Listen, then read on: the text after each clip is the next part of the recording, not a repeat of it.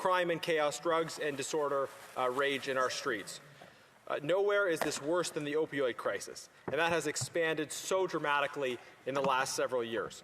Across the board, we see that this government is not working.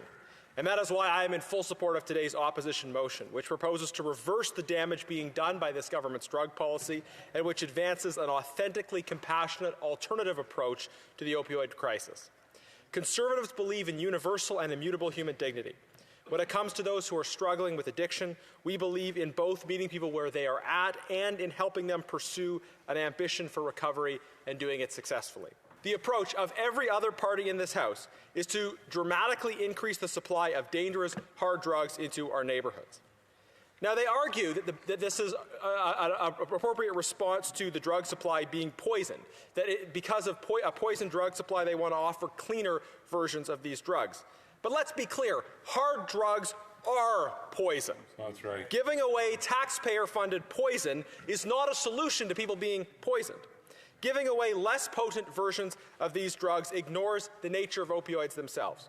Opioids have a tolerance-inducing effect, which means that people generally need higher and higher doses in order to achieve the same impact.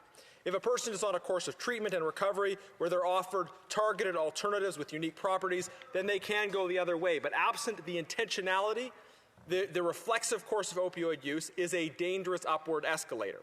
So free government-funded opioids today will still lead to the use of even more potent, unregulated opioids tomorrow. As we are seeing now, this policy of supplying government-funded hard drugs into neighbourhoods and communities does not just hurt those who are already facing addictions.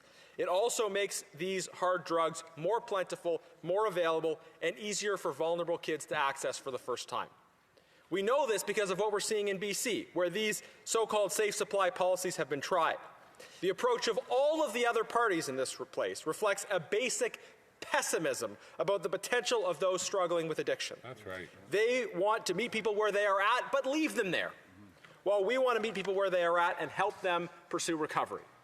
Parents, brothers, sisters, friends, they don't just want to see those struggling receive a kind of palliative care. They want to see us take the steps that will allow those who are struggling to come home drug-free.